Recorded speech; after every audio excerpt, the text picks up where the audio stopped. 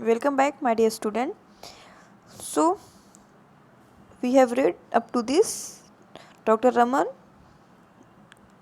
um, जो सिक की wife बीमार की वाइफ होती है, उनके दोस्त की वाइफ होती है, उनसे कहते हैं ब्रांडी और ग्लूकोज देने को। आगे क्या होता है?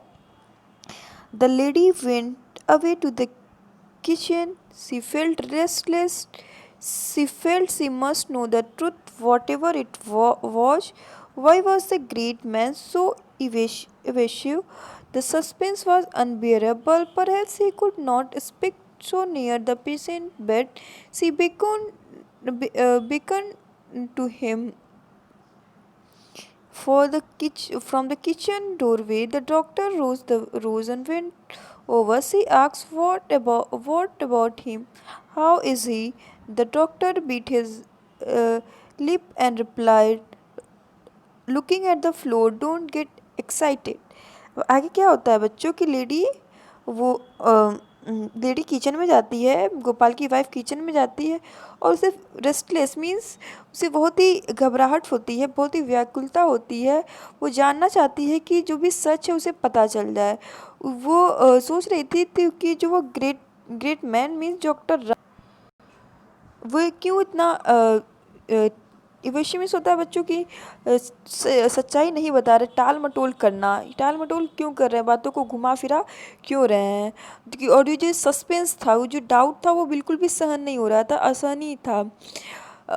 Perhaps he could not speak so near the patient bed, और उसे लगा कि पेशेंट की वाइफ को लगा कि हो सकता है कि पेशेंट के बेड के पास वो नहीं बोल पा रहे, इसलिए वो उन्हें इशारे से, बिकॉन मीन्स होता है इशारा, इशारे से बुलाती है किचन के डोर के पास। डॉक्टर खड़े होते हैं, रोते हैं और क्या करते हैं, वहाँ पे जाते हैं। She asks what about him now. वो पूछती है कि वो उनके जो हस्बैंड है गोपाल, वो उनके बारे में कुछ बताइए, वो कैसे हैं। डॉक्टर क्या करते हैं, अपने लिप को बीट करते हुए, थोड़ा सा दबाते हुए बोलते हैं और ज़मीन पे देखते हुए कहते हैं कि एक्साइटेड मत फील करो, मीन्स बहुत ज़्यादा उत्तेजित मत हो। Unless you must know about it, don't ask now. Her eyes opened wide in terror. She clasped her hand together and implored, "Tell me the truth." Doctor replied, "I would rather not talk to you now." He turned round and went to the chair. A terrible wailing shot through the still house. The patient stirred and looked about in bewilderment. The doctor got up again, went over to the kitchen, drew it in securely and shut off the well.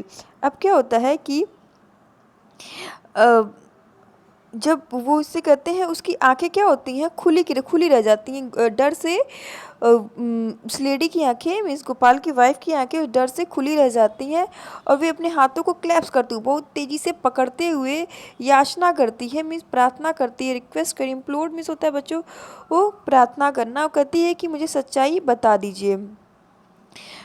और doctor replied, "I would rather not talk to you now." वो कहते हैं कि मैं अब तुमसे अभी बात नहीं कर सकता हूँ, और वे फिर अपने चेयर पे जाके बैठ जाते हैं।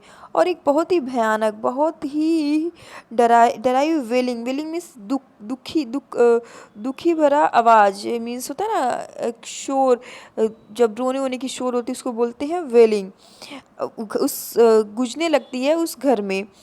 तो पेशेंट फिर से हिलता है थोड़ा सा, और कि बहुत ही अजीबोगरीब आश्चर्य से और बहुत घबराहट में क्या करता है, विल्डरमेंट मीन्स होता है घबराहट में, मीन्स वो देखता है। तो डॉक्टर उठते हैं, अब फिर किचन की तरफ जाते हैं और किचन का डोर सिक्योरली बहुत ही टाइटली बंद कर देते हैं ताकि जो वेलिंग है, याचना है, वो बंद हो जाए।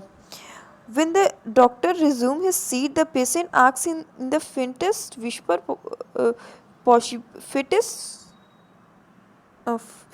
faintest, whisper possible, "Is that someone crying?" The doctor advised, "Don't exert yourself. You must talk. You must not talk." He felt the pulse. It was already agitated by the exertion. The patient asked, Am I going?" "Don't hide it from me." The doctor made a deprecating noise and sat back in. अब क्या होता है कि doctor फिर से अपने seat पे बैठ जाते हैं। तो पेशेंट लड़खड़ाते हुए लड़खड़ाते हुए उसे धीरे से पूछता है कि क्या कोई रो रहा है। तो डॉक्टर उन्हें सलाह देते हैं, पेशेंट को सलाह देते हैं कि अपने आप को ज़्यादा एक्सर्ट मत करो, ज़्यादा प्रेशर मत दो, तुम्हें बात नहीं करनी चाहिए। और फिर वो पल्स को देखते हैं और वो पहले से ही एग्जॉशन की वजह से, बहुत ज़्यादा दबाने की वजह से, बहुत ज़्यादा दबाव देने की वजह से बहुत ही उत्तेजित हो चुकी होती है। Patient asks, am I going, पूछते हैं क्या मैं जा रहा हूँ, मुझसे मत छुपाओ। The doctor made a deprecating noise and sat back, वे डांटते हुए, डिप्रिकेटिंग मीन्स यहाँ पे बच्चे है कि वो डांटने से, कठोर कठोर नॉइज में उसे कहते हैं, बोलते हैं और फिर वो बैठ जाते हैं। अब देखते हैं कि आगे क्या होता है। बैक इन चेयर, अब वो फिर से वो अपने चेयर पे बैठ जाते हैं। He never faced a situation like this. It was now not in his nature to whitewash people, attach great value to his word because of patient. Because of that, he stole a look at other. The patient motion motion a finger to draw him nearer and whispered, I must know how long I'm going to last. I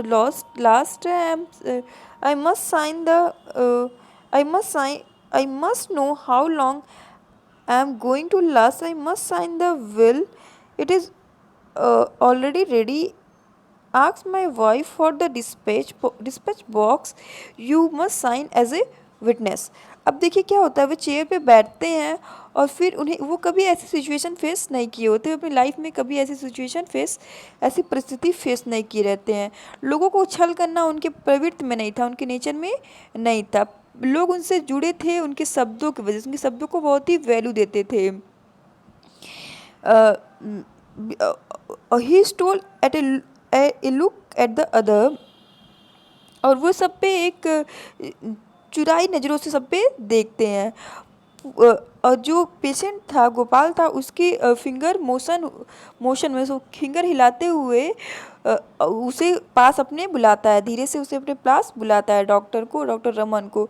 उनसे कहता है कि मुझे जानना है कि मैं कितने कितने समय में चला जाऊंगा, और मुझे अपनी विल मीन्स होता है बच्चों की हमारी जो प्रॉपर्टी की हेरिटेंस होती है, मीन्स जैसे हम कह सकते हैं विल को, आपको बताते हैं विल में वसीयत बोल सकते हैं हम, जैसे कि फादर से की जो प्रॉपर्टी होती है सन में जाती है, उसी को बोलते हैं।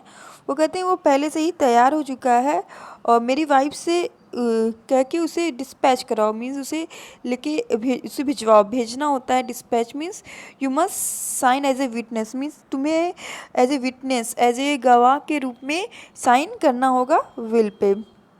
तो यहाँ तक की ये स्टोरी थी, यहाँ तक मैंने एक्सप्लेन कर दी है। मैं एक पैराग्राफ और एक्सप्लेन कर देती हूँ।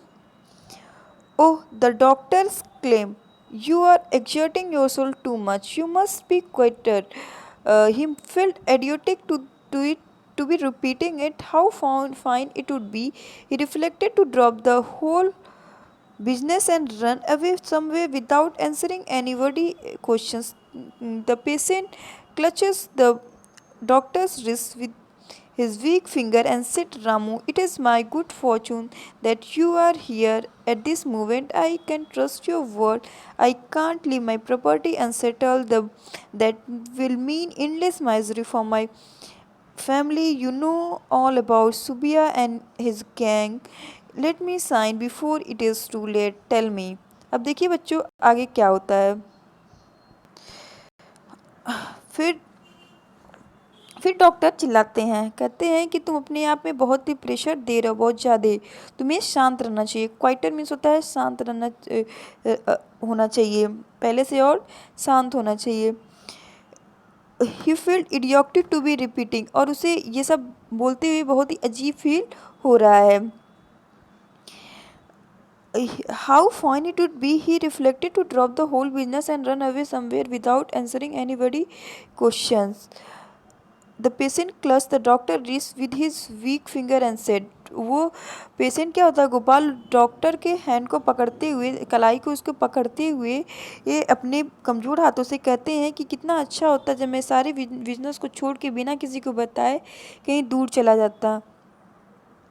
और वो फिर कहते हैं कि देखो ये मेरा बहुत ही सौभाग्य है कि तुम इस परिस्थिति में, इस क्षण में, मोमेंट फिक्स होता है क्षण में, मेरे साथ हो, मैं तुम्हारे शब्दों पे ट्रस्ट कर सकता हूँ। डॉक्टर रमन से गोपाल कहता है कि मैं तुम्हारे शब्दों से ट्रस्ट कर सकता हूँ, और मैं अपनी प्रॉपर्टी को ऐसे ही अनसेटल, बिना कुछ किए, उसको बिना सेटल किए, बिना व्यवस्थित किए मैं नहीं जा सकता हूँ, क्योंकि ये बहुत ज़्यादा मायूसरी होगी मेरे परिवार के लिए, मेरे फैमिली के लिए। क्योंकि तुम जानते हो कि सुबिया और उसके साथियों को, तो मुझे जब तक ये ना हो कि बहुत लेट हो जाए, मुझे विल को साइन करने दो। बताओ मुझे क्या होगा, मैं कितना जी सकूँगा। तब तक थी ये स्टोरी। नेक्स्ट पार्ट, नेक्स्ट बाकी बचे पोर्शन में नेक्स्ट वीडियो में एक्सप्लेन करती हूँ। ओके।